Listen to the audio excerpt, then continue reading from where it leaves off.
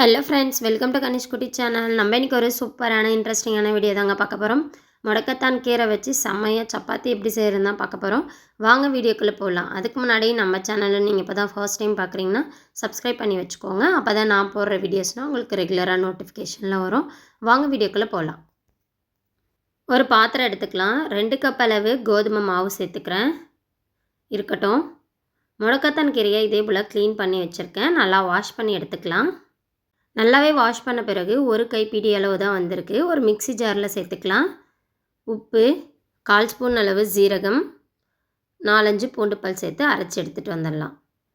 பாருங்கள், இதே போல் நல்லாவே நைஸாக அரைச்சி எடுத்துகிட்டு வந்துட்டேன்.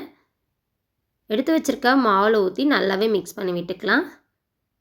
நம்ம நார்மலாக சப்பாத்தி மாவு இதே போல் மிக்ஸ் பண்ணுவோமோ அதே போலவே நல்லா மிக்ஸ் பண்ணிக்கலாம். கூட 1/4 ஸ்பூன் அளவு ஜீரகம் சேர்த்துக்கிட்டேன். தண்ணி தேவையான அளவு சேர்த்து இதே போல் நல்லாவே மிக்ஸ் பண்ணி எடுத்துக்கலாம். எல்லாருக்குமே தெரியும், முடக்கத்தான் கீரை முட்டி வலிக்கு, எலும்பு வலிக்குனா ரொம்பவே நல்லது. கண்டிப்பாக ட்ரை பண்ணி பாருங்கள். ரொம்பவே சூப்பராக இருக்கும். இதே போல் டிஃப்ரெண்ட்டாக சாப்பிட்றப்ப ரொம்பவே விருப்பமாக சாப்பிட்லாம். ட்ரை பண்ணி பாருங்கள். கடைசியாக எண்ணெய் சேர்த்து நல்லாவே மிக்ஸ் பண்ணி வச்சுட்டேன். அரை மணி நேரம் கழித்து ஓப்பன் பண்ணி பார்க்குறேன். பாருங்கள், இதே போல் தான் இருந்தது. நல்லாவே மிக்ஸ் பண்ணி விட்டுக்கலாம் மறுபடியும் மாவை. அவ்வளோதாங்க. நமக்கு தேவையான சைஸில் சப்பாத்தி மாவை எடுத்து இதே போல் உருண்டை உருட்டி வச்சுக்கலாம். பார்க்குறதுக்குமே சப்பாத்தி நல்லா பச்சை கலரில் அழகாக இருக்குது பாருங்கள். இந்த டைமில் நம்ம இப்போ சப்பாத்தியை திரட்டி எடுத்துக்கலாம். சப்பாத்தி கல் எடுத்துக்கிட்டேன். அதில் லைட்டாக மாவு போட்டுட்டு நம்ம உருட்டி வச்சுருக்க மாவை மேலே வச்சு இதே போல் தேய்ச்சி விட்டுக்கலாம். நடுவில் லைட்டாக எண்ணெய் விட்டு 2 பக்கமும் மடித்து விட்டுக்கலாம். 2 கார்னர்லேயும் அதே போல் மடித்து விட்டுக்கலாம். மறுபடியும் லைட்டாக கோதுமை மாவு மேலே போட்டுட்டு நல்லாவே சப்பாத்தி எப்படி தேய்ப்போமோ அதே போலவே தேய்ச்சி எடுத்துக்கலாம்.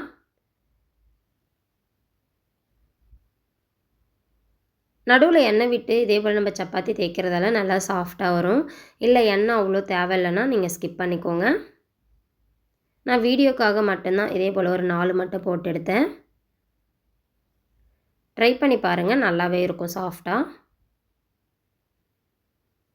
அவ்வளோதாங்க, 4 சப்பாத்தியுமே தேய்ச்சி எடுத்துக்கிட்டேன். அடுப்பில் சப்பாத்தி கல் வச்சாச்சு. சப்பாத்தியும் போட்டுட்டு லைட்டாக எண்ணெய் விட்டு நல்லா திருப்பி விட்டுக்கலாம். நல்லா வெந்த பிறகு சப்பாத்தி எடுத்துகிட்டு மீதி இருக்க சப்பாத்தியும் போட்டு எடுத்துக்கிட்டேன். ரொம்ப ஹெல்த்தியான ரெசிபியும் கூட. நம்மளுடைய தாத்தா பாட்டி காலத்துலேருந்து இப்போ வரையிலுமே இது ரொம்பவே ஹெல்த்தியான ரெசிபின்னு தான் சொல்லுவாங்க.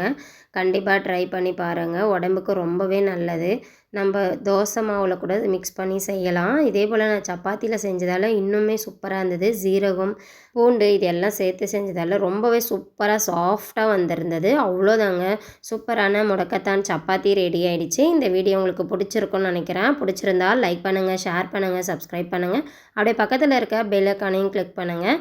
இன்னொரு சூப்பரான வீடியோவில் பார்க்கலாம். தேங்க்யூ ஃபார் வாட்சிங்.